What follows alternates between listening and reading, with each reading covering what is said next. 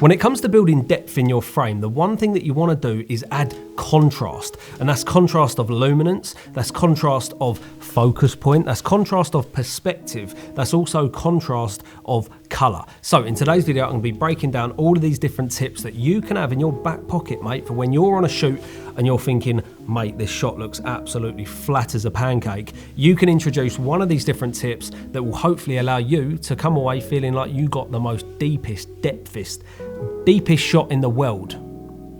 Let's get into it, mate. This video is sponsored by Artlist, so thank you ever so much to them. So how do we actually add contrast into our frame? Now, the first thing that you can do is add contrast of luminance. Luminance is light, of course. I've got a light right here, and you can see that I am contrasted from my background. Now, you'll notice a lot of luminance contrast that adds a lot of depth in interviews. You'll notice a lot of Netflix interviews, all of the interviews that I do.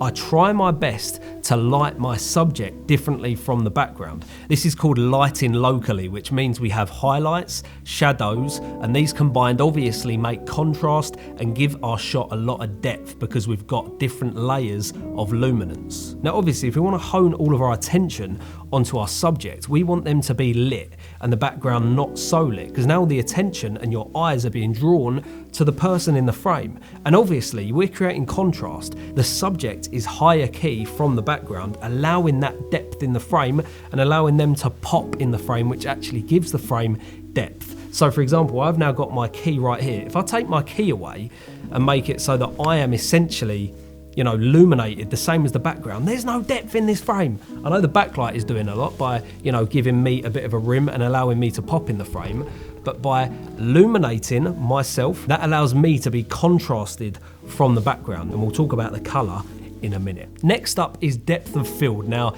everyone knows about depth of field. I'm not going to teach you lot how to suck eggs, but depth of field is essentially the part of the frame that's sharp and the parts that are blurry and out of focus. Now, getting a nice shallow depth of field is essentially a cheat code on how to create depth in your frame. It's literally in the name, depth of field. Now, I would only recommend using a really shallow depth of field if it actually makes sense for your story and you really want to separate a particular subject from the background. If the background has a lot to do with the story and where they are, maybe increase your f-stop or your t-stop if you're shooting on cinema lenses to actually allow your background to be a bit more in focus, because sometimes the background has a connection to the subject. But if you just solely want to add as much depth in your frame as you possibly can, make sure that you shoot at the lowest F or T stop. That is going to give you the most shallow depth of field, and also the larger your sensor, for example, a full frame sensor is going to have a lot shallower depth of field than an APS-C sensor or a Micro Four Thirds sensor, for example. That's why you don't see that much shallow depth of field on a phone, for example, because them sensors are absolutely tiny and the lenses can't open all the way up like you can on a full frame lens or a cinema lens, for example. And if you want to exaggerate that shallow depth of field to make it even more prominent, you can actually bring your subject closer to the lens. That's going to throw the background even further out of focus. And also, if your subject is right up against the wall, for example, the more distance that you have from your subject to the background, that is going to give your frame a lot shallower depth of field and throw that background further out of focus. So the closer that you have your subject to the lens at a nice fast aperture, as well as having your background a long way away from your subject, that is going to give you the most shallow depth of field that you can possibly get. And that is obviously a massive cheat code to just having a load of depth in your frame. Now, next up is color contrast. You lot probably already know about color contrast. It's the different colors on the color spectrum that contrast each other. So for example, teal and orange, green and magenta, those are the very typical colors that contrast each other. So when you add these colors into a frame in contrasting elements, you will notice that your frame has a lot more depth to it because it allows each individual color to contrast each other. You've not just got like one flat block color across the entire image. That would make everything look really flat and boring. Add a little bit of contrast to the colors and all of a sudden your frame's got a nice amount of depth, mate. So back pocket, color contrast, it's a decent one. And if you want to kind of test out different ways that you can add depth into your frame, why not just generate an image with all of these different frame deepening elements that I've been talking about? And that's where today's sponsor, Artlist, comes in. Now, I pretty much don't do a single project without using Artlist. I think you lot know about this. I've been going on about Artlist for absolute years. I use them every single project for music tracks, also for my sound design. I also use them for different motion templates. They've got LUTs, high quality stock footage, and you lot already know they have been absolutely smashing it with AI generated images, AI generated video, and also AI generated voiceovers. Artlist have just added Veo3 1.0 and also Sora 2 Pro, along with the plethora of AI generators that they've got on their platform. They've got Dance 4.0, which means you can upload multiple images and in seconds get a blended image of all of those different images that you have just uploaded. And with an Artlist Max subscription, you have got access to all of these different AI generating features. Artlist are absolutely smashing the limits when it comes to the new technologies that's coming out in our industry. So if you want to go and check out Artlist, I'll leave a link in the first line of my description, and that will give you 2 months for free when you sign up for an annual subscription. They've got subscription plans for every kind of creator, whether you're a tiny little solo shooter or whether you're a big, massive enterprise, mate. They've got a subscription plan for you. So hit the first link in my description. Artlist, thank you ever so much for sponsoring today's video. The next technique that we can use to create depth in our frame is perspective. Now, the most obvious way to explain perspective is with a leading line. Now, we don't necessarily need to have the shallowest depth of field in the world. We don't also necessarily need to have incredible color contrast or luminance contrast. If you have got a leading line, a perspective in the frame that shows you a start point and an end point,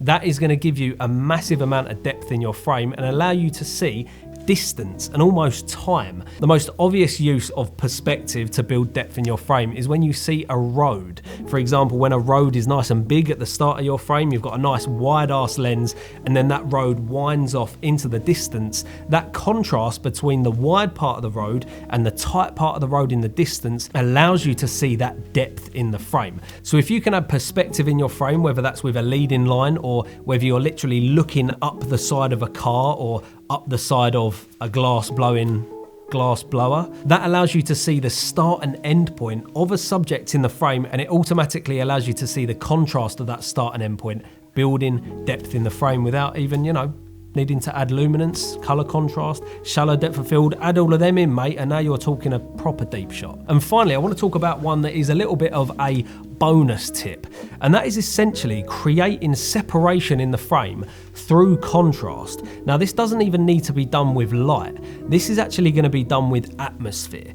Now, you've probably seen some shots like high up in the mountains where you've got this nice sharp subject in the foreground and then like a mountain in the background, but the subject is nice and contrasted, but the background is actually really low contrast, and the separation is amazing. The depth in that frame is so beautiful. Whenever I'm like up a mountain and I see that separation, there's just something that draws your eye to it because the contrast is so different on the foreground and the background. And that contrast essentially comes just from atmosphere. For example, like if the mountain is really foggy and you've got your subject in the foreground, there's less fog in the way between your camera and the subject than there is from your subject in the background. Now, you can actually recreate that with things like little mini fog machines. Now, I got this one off of PMI. This is not sponsored. This thing is banging though. If you add a little bit of haze or a little bit of atmosphere in your frame, that allows you to light your subject a particular way that instantly creates a contrast between the contrast of your subject and the contrast of your background. This creates so much depth because you can actually see that differentiation in contrast in the frame simply just by adding a little bit of haze. Now, this works amazingly if you're doing interviews or if you're trying to add some light rays into a frame. Them light rays, that decontrasted light ray that's coming into a room, for example, really allows you to see the depth in the frame. So if you've got a cheeky little hazer in your back pocket or in your camera bag that you can basically just pull out at any point that allows you to add more depth to your frame, why wouldn't you use it? There's been so many times over the last year, I'm in like a tiny little room, I've got no control, I'm looking at my frame and I'm like, this looks crap. The client is not going to enjoy this shot at all. It looks so dead, so flat.